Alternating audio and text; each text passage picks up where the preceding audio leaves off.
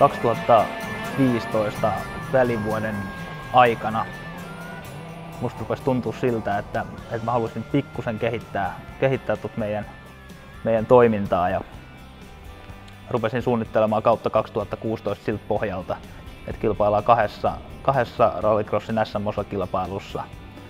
Hyvinkäällä sekä Kouvolassa, jotka on 2 ensimmäistä osakilpailua. Talvella rupesin keräämään sellaista porukkaa, minkä mä haluan siihen ympärille. Sen mä tiesin jo etukäteen, että mä haluan ehdottomasti tehdä Riku Sepän ja Dynamo-tiimin kanssa yhteistyötä. Me ollaan tehty aikaisemminkin hyviä juttuja ja aina hommat on pelannut tosi hienosti ja mä oon Rikun kanssa tosi hyvä kaveri myös niin kuin näiden hommien ulkopuolelta. Sitten taas tapahtumapuolelle mä halusin tuoda vähän uutta ja sain Tiko Anttosen mukaan lähtemään toteuttamaan sitä meidän tapahtumapuolta kisoissa. Ja se on myös yksi semmoinen yhteistyö, mikä on kantanut hedelmää ja on ollut tosi hienoa.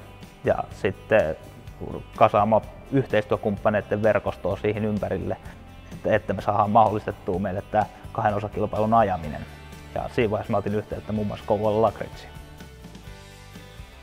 No kyllä mä nyt ajattelen, että taas on yksi raukka, joka ei ole ymmärtänyt irrottautua itseään moottoriurheilusta, että se haluaa pistää sekä omat että muiden rahat siihen.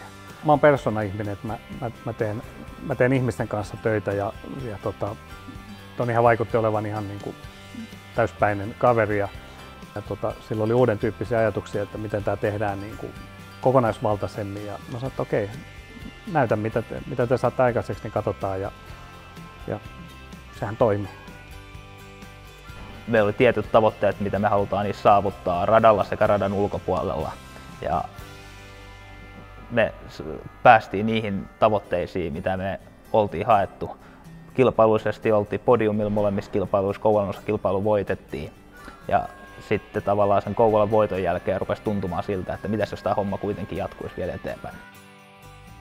Auto tehtiin meidän näköiseksi ja se näytti todella hyvältä. Ja siihen oli oikeasti satsattu siihen varkkotouhuun ja siihen näkyvyyteen, niin kyllähän se näytti hyvältä silloin. Mä ajattelin, että okei, nyt tehdään kuitenkin jotain erilaista, mitä kukaan muu tehnyt. Että ei mua vähäkään kiinnostanut tarraa siinä takapuuspuolessa. Hyvän alkukauden jälkeen lähdettiin tekemään sitä loppukautta ja niin vaan me kisa kerrallaan saatiin aina paketti kasaan seuraavaa kisaa. Ja tavallaan hirveän stressaava kausi siinä mielessä, että aina kun ajoit kilpailun, niin ei ollut mitään käryä siitä, ootko sä mukaan seuraavassa kilpailussa. Ja kiitos loistavien yhteistyökumppaneiden, ketkä lähti siinä alkukauden systeemin mukaan, lähti vielä jatkamaan yhteistyötä. Koko ajan löytyi uusia yhteistyökumppaneita. Musta tosi hienoa, miten KK:lla otettiin meidän ideat vastaan ja sieltä päin tuli ideoita myös meille ja sitten kyyditettiin vähän heidän pelaajaa. Auto näytti hyvältä. Se homma oli hyvä ja sille saatiin näkyvyyttä.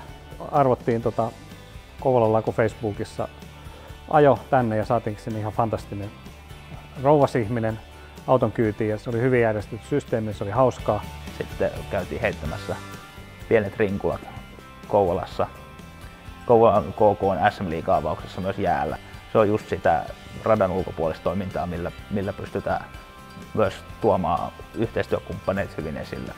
Kyllähän toi tommonen, että jäähallissa ajetaan ympyrää kilpa-autolla, niin onhan se niin hauska meininki ja aika hyvän näkyvyyden sillä saatiin.